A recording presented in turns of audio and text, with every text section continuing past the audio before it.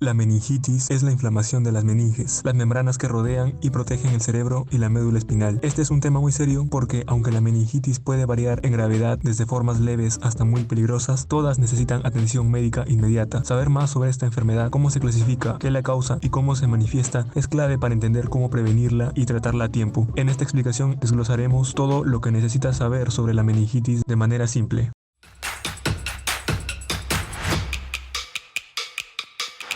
Las meninges son un conjunto de 3 membranas que rodean y protegen el cerebro y la médula espinal. Son fundamentales porque crean una barrera física entre el sistema nervioso central y el exterior, amortiguan posibles golpes, mantienen el líquido cefalorraquídeo en su lugar y juegan un papel vital en la protección contra infecciones. Estas meninges se van a dividir en 3 capas que van desde la más externa hasta la más interna en dura madre, aracnoides y pía madre. Estas capas están perfectamente organizadas para proteger el cerebro y la médula espinal, además de facilitar la circulación del líquido cefalorraquídeo. La dura madre es la capa más externa y también la más gruesa y resistente. Está formada por tejido conectivo fibroso denso, lo que la convierte en una barrera física muy fuerte que protege el cerebro y la médula espinal de traumas externos. Esta dura madre tiene 2 capas en el cráneo, una capa periosteal que está adherida al hueso del cráneo y una capa meningia más interna que es la que realmente está en contacto con las otras meninges. En la médula espinal, la dura madre tiene una sola capa que no está directamente adherida al hueso de las vértebras y esto crea un espacio llamado espacio epidural que está lleno de tejido adiposo y vasos sanguíneos y actúa como amortiguador adicional. La dura madre actúa como una capa protectora contra traumatismos físicos. Su estructura resistente previene que el cerebro o la médula espinal sufran daños severos por golpes o movimientos bruscos. También crea particiones dentro del cráneo que separan diferentes partes del cerebro. Por ejemplo, la dura madre forma el tentorio del cerebelo, que es una estructura que divide los hemisferios cerebrales del cerebelo, y la hoz del cerebro, que separa los hemisferios cerebrales derecho e izquierdo. Debajo de la dura madre se encuentra la aracnoides, una capa mucho más delicada que tiene un aspecto similar a una tela de araña, aunque es más fina. La aracnoides juega un papel crucial en el mantenimiento y la circulación del líquido cefalorraquídeo. Esta es una membrana delgada y translúcida que no sigue de cerca los contornos del cerebro. Entre la aracnoides y la capa interna de las meninges, la pía madre, hay un espacio llamado espacio subaracnoideo que está lleno de líquido cefalorraquídeo. Desde las aracnoides se extienden finas proyecciones llamadas trabéculas aracnoideas que la conectan con la pía madre en el espacio subaracnoideo. Estas trabéculas le dan ese aspecto de red o tela de araña a esta capa. Esta área es crucial porque aquí circula el líquido cefalorraquídeo. Este líquido actúa como un amortiguador que lo va a proteger al cerebro de golpes y sacudidas, además de ayudar a transportar nutrientes y eliminar desechos. La aracnoides contiene estructuras especializadas llamadas vellosidades aracnoideas que permiten que el líquido cefalorraquídeo sea absorbido y devuelto a la sangre venosa. Este proceso asegura que no haya un exceso de líquido acumulado en el cerebro, lo que podría causar una presión intracraneal elevada. Por último, la pía madre es la capa más interna de la meninges y también la más delicada. Está en contacto directo con el cerebro y la médula espinal, cubriendo cada pliegue y surco de la superficie cerebral. A diferencia de la aracnoides, la pía madre sigue muy de cerca los contornos del cerebro, cubriendo todas las circunvoluciones y penetrando en los surcos y fisuras. Es una membrana fina y vascularizada, lo que significa que contiene muchos vasos sanguíneos que nutren al cerebro y la médula espinal. Los vasos sanguíneos que se encuentran en la pía madre son esenciales para suministrar oxígeno y nutrientes a las células nerviosas del cerebro y de la médula espinal. La pía madre también ayuda a regular el movimiento del líquido cefalorraquídeo en el cerebro a través de la barrera hematoencefálica, la cual es una estructura muy selectiva que permite el paso de ciertas sustancias pero bloquea otras. La pía madre controla qué sustancias pueden entrar o salir del cerebro. En conjunto, estas meninges protegen el sistema nervioso central de varias formas, ya sea por protección física, amortiguación, circulación de nutrientes y eliminación de desechos, además de ser un medio de defensa inmunológica. El líquido cefalorraquídeo es un componente vital del sistema nervioso que circula principalmente en el espacio subaracnoideo, entre la aracnoides y pía madre. Esta tiene 3 funciones: la amortiguación mecánica, ya que absorbe golpes y las sacudidas que recibe el cráneo, evitando que el cerebro se dañe; nutrición y eliminación de desechos, ya que proporciona nutrientes a las células del cerebro y la médula espinal y también elimina desechos celulares; además de la regulación de la presión intracraneal, ya que mantiene una cantidad adecuada de líquido cefalorraquídeo en circulación y asegura que la presión dentro del cráneo se mantenga en niveles normales. Un exceso o déficit de líquido cefalorraquídeo puede llevar a complicaciones graves. Este es producido principalmente por los plexos coroideos, que son estructuras localizadas en los ventrículos cerebrales o cavidades llenas de líquido en el cerebro. Luego, el líquido cefalorraquídeo circula por los ventrículos y el espacio subaracnoideo antes de ser absorbido nuevamente en el torrente sanguíneo a través de las vellosidades aracnoideas. La meningitis puede clasificarse de diferentes maneras según su causa, la apariencia del líquido cefalorraquídeo y la rapidez con la que se desarrolla. Según su evolución está la meningitis aguda, que se desarrolla rápidamente, a menudo en cuestión de horas o pocos días. Las infecciones bacterianas suelen provocar este tipo de meningitis y es muy peligrosa si no se trata de inmediato. La meningitis subaguda se desarrolla de manera más lenta,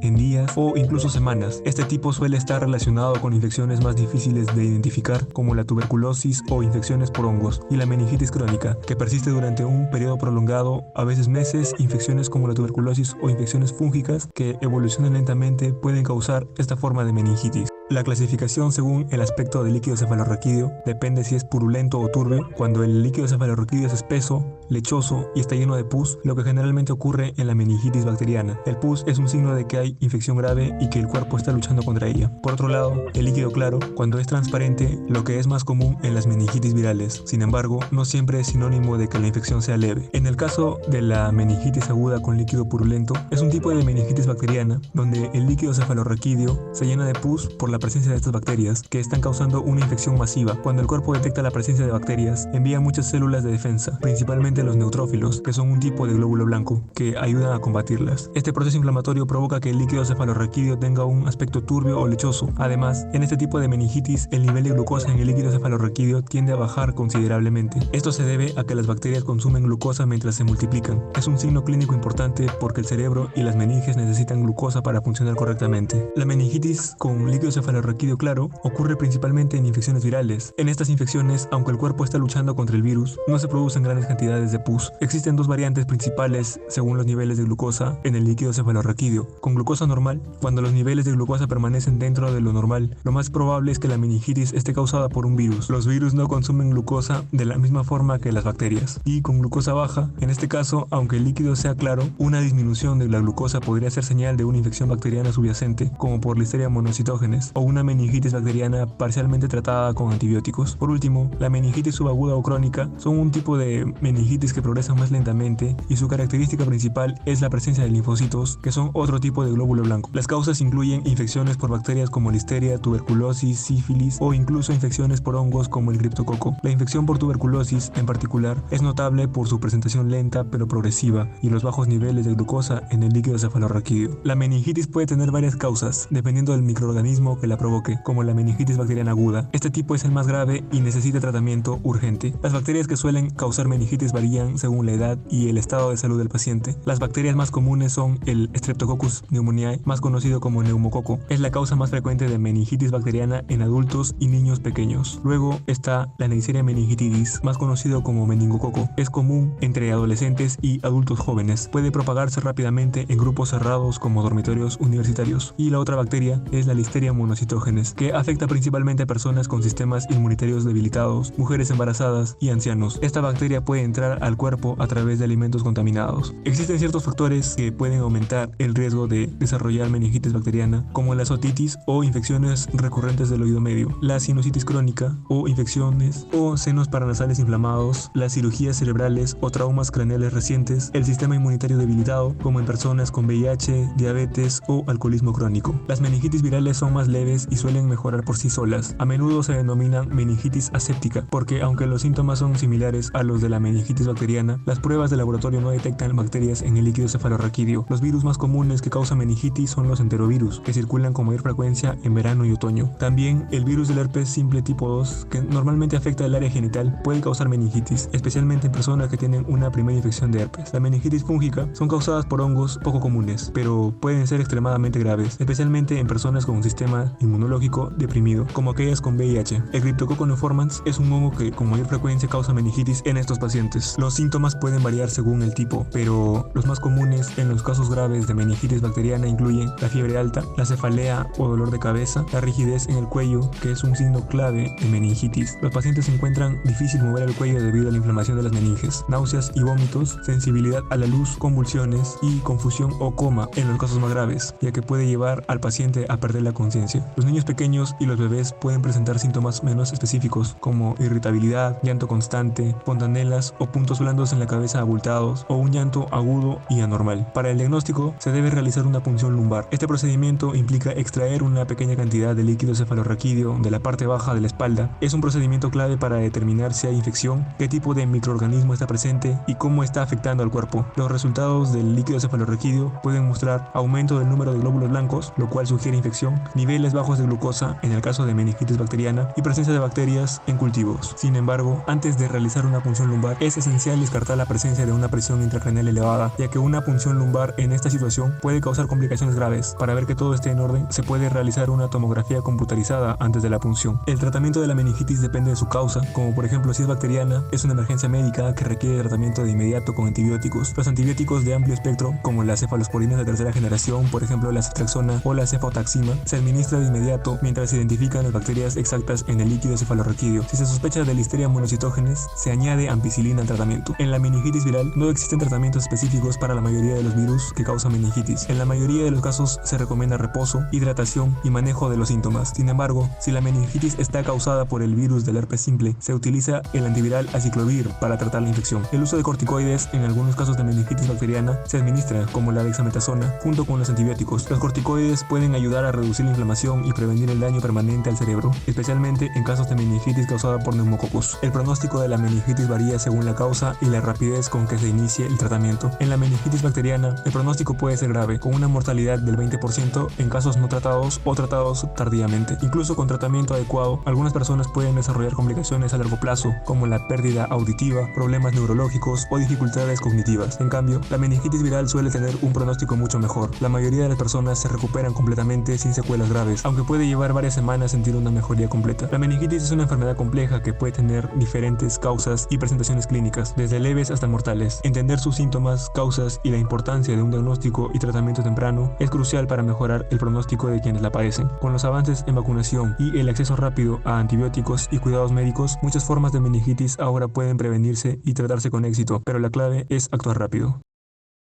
Recuerda, infórmate, no te automediques.